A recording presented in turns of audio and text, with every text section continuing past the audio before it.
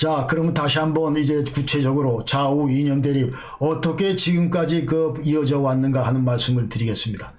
자, 해방 전에도 있었고 해방 전후로 이제 한반도에는 우파 좌파 간의 갈등이 존재를 했는데 그래서 이념이 이제 양극화됐다 이렇게 말씀을 드릴 수가 있고, 그 다음에 자 우파 진영은 주로 이제 이승만 대통령이나 뭐 이쪽 중심으로 해서 자유민주주의를 강조하고 반공 공산주의는 절대로 안 된다.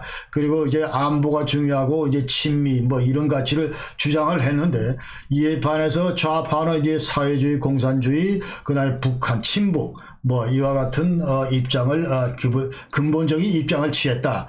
그러나 이와 같은 좌우파 간의 이념 대결 이 배경을 살펴보면은 먼저 가장 본질적으로는 북한 문제의 이중성이 기인한다 이렇게 얘기를 할 수 있습니다. 그러니까 북한은 한마디로 지금 현재 우리 대한민국을 위협하는 그런 어떤 주적인 반면에 동시에 이제 우리가 또 끌어안아야 될 그런 어떤 동족이다. 그래서 이제 통일 대상이다 이런 얘기죠.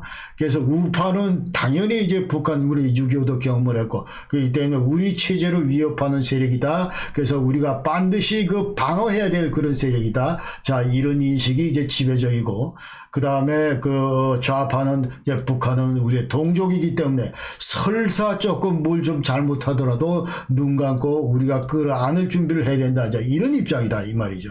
그러나 해방 전후에 우리 대한민국 내에는 이제 태생적으로 상당수의 종북 좌파들이 있었다. 그러니까 일제 식민통치 하에서도 이제 박한영 같은 경우 이제 남노당 공산당을 이제 만들어 창당을 수립을 했고, 그러면서 조선인민공화국 인공이 수립을 했고, 그 다음에 여운형 같은 경우도 이제 건국준비위원회 건조를 수립을 했다. 자, 그러면서 이 좌파 진영은 그 당시 해방 공간에서 이제 대구 폭동, 제주 4.3, 여순 반란 뭐 이런 것들을 전부 기획했다 하는 것이죠. 자, 그래서 제주 4.3 사건 같은 경우도 보면은, 자, 이제 우파나 그 당시 정부 입장에서 보면은, 자, 이 4.3 사건은 근본적으로 남노당 지령에 따라서 정부 수립을 반대하고, 국가의 어떤 선전포고한 그런 반란이다. 그러니까 47년도 11월 14일 날 그 당시 유엔 총회에서 이제 남북한 니들, 자, 이제 자유총선에서 독립정부 구성해서 통일하라 뭐, 이렇게 이제 권고를 했지만, 그러나 우리 남북 지도자 간에 특히 북한에 있는 스탈린이나 이런 권고안에 이제 반대를 하고, 그러면서 이제 48년 50일 날 우리가 남한 단독으로 지금 현재 총선을 하게 되는데, 자, 그러니까 단정이다 이거지. 그러니까 단독 선거, 단독 정부 수립하는 거 이거 반드시 저지해야 되겠다. 이것이 바로 이제 공산당의 지령이다 이 말이죠. 자, 여기에 따라서 이제 제주도에서 일어난 어떤 이런 국가의 선전포고한 그런 사건이 바로 제주 4.3 사건이다.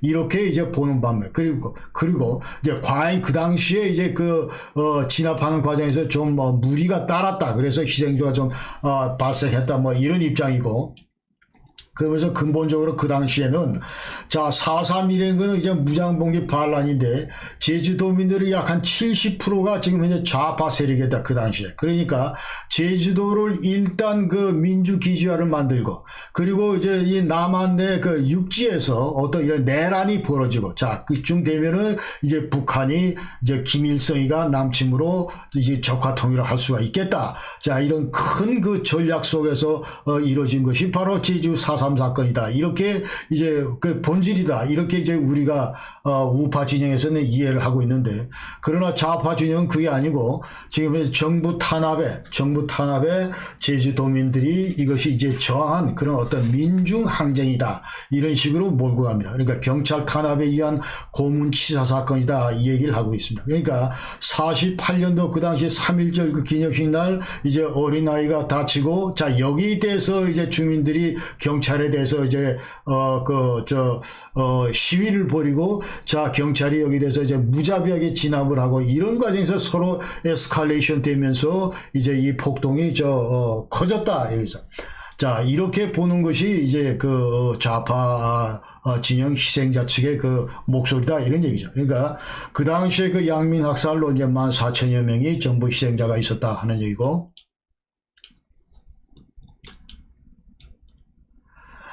자, 그리고 나서 이제 이 좌우 이념 대결은, 자, 한국 전쟁도 경험을 하고 동서냉전 여파 속에서 있으면서, 그러나 그 당시에 그런 상황에서는 이제 좌파들은 완전히 그 국가의 적이다. 그 당시에 이제 반공이나 안보를 중시했던 그런 정권의 입장에서 보면은 좌파는 이제 완전히 국가의 그 어떤 그 안위를 위협하는 그런 적으로 이제 인식이 됐다. 그런 얘기고.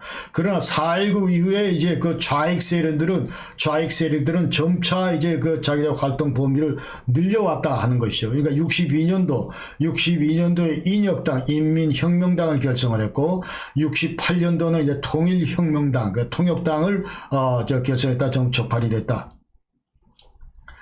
자, 그리고 이제 그 민주화를 특히 이제 80년대 그 전두환 정권 때는 이제 그 완전히 그 군사 정권에 이제 좌파 활동을 아주 굉장히 그 탄압을 했다. 이제 그렇게 얘기할 수 있고. 그래서 그 당시에 그 탄압받은 그 당시에 이제 주로 학생 운동이 그 활발했는데 80년대 초반부터, 자, 70년대 말부터 계속 활발했는데, 자, 그 당시에 이제 반군사 독재 슬로건을 내걸면서, 자, 이와 같은 학생 운동을 주도한 것이 바로 이제 주체 사상파, 주사파다. 이제 그런 얘기입니다. 이제 모든 학생 주류를 이뤘던 그 주사파다. 이제 그런 얘기를 할 수 있고, 이 주사파는 최초 이제 막스 레니니즘, 자, 여기서 출발했지만은, 그러나 김일성 그 주체 사상론, 자, 여기에 이제 주사파죠. 주체 사상, 자, 이게 내셔널 리버레이션에서 민족 해방 노선, 자, 이렇게 이제 발전해 왔다. 그러면서 이제 반정부 활동의 그 주축이 바로 이제 주사파였다. 이제 80년 중반 이후에 그랬다는 거죠.